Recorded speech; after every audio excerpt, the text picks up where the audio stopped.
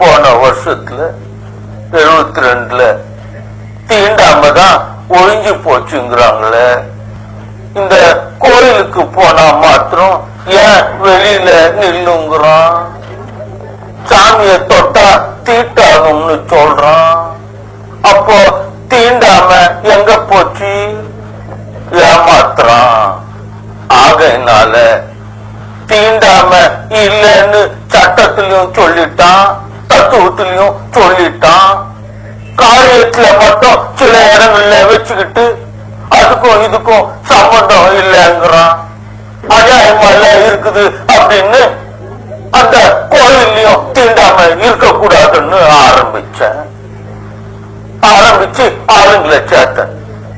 கர்ப்பகிரகத்துக்குள்ள போக போறோம், அந்த கோயில்ல சாமி இருக்கிற வீட்டுக்குள்ள போவோம், கஷ்டம் ஏதாவது வந்தா வரும்.